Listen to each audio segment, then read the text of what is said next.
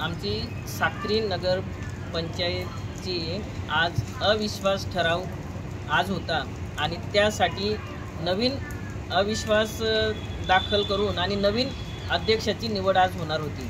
त्यासाठी पीठासीन अधिकारीची निवड केलेली होती।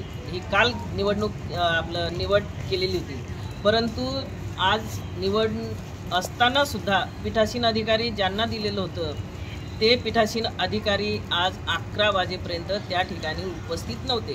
त्याच्यानंतर आम्ही पीठासीन अधिकाऱ्याला शोधाशोध केल्यानंतर पीठासीन अधिकारी नाही आहे, तर त्यावेळेस आम्ही कलेक्टर मॅडमांना फोन केला की पीठासीन अधिकारी आतापर्यंत अजून इथं पोहोचलेले नाही आहेत, निवडणूक कार्यक्रम आपल्याला आता चालू करायचा आहे। तर त्यावेळेस कलेक्टर मॅडम बोलल्यात की असं का आले नाही का, पोचले नाहीत का, मी बघते चौकशी करते। त्याच्यानंतर अजून अर्ध्या तासानंतर मग त्यांच्याकडनं कळालं की नाही मॅडम त्यांची तब्येत बरी नाही आहे, ते हॉस्पिटलला ॲडमिट आहेत, ICUमध्ये ॲडमिट आहेत। मग ॲडमिट आहेत तर ते इकडं निवडणूक अधिकारी कोणीतरी द्या ना तुम्ही, हे काय न सांगता तिकडे गेलेत का?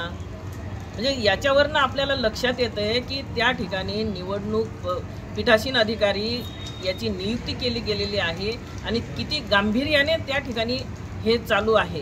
म्हणजे कलेक्टर मॅडमांना सुद्धा किती गांभीर्य आहे या गोष्टीचं, याच्यावर हे लक्षात येते की ती व्यक्ती जर त्या ठिकाणी पोचलेली नाही आहे, निवडणूक कशी पार पडणार आहे?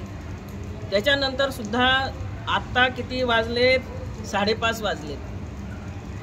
आम्ही कंटिन्यू आज दिवसभर कलेक्टर मॅडमाच्या संपर्कात आहोत, परंतु कलेक्टर मॅडम ह्या कुठेतरी बाहेर दौऱ्यावर गेल्यात असं त्यांच्या कार्यालयातून आम्हाला सांगण्यात येत होतं। तरीसुद्धा आम्ही फोन करण्याचं आम्ही टाळलं नाही, कंटिन्यू आम्ही त्यांच्या संपर्कात होतो। मध्ये मध्ये त्यांची रिंग पण यायची, तरी पण त्यांनी फोन उचललेला नाही।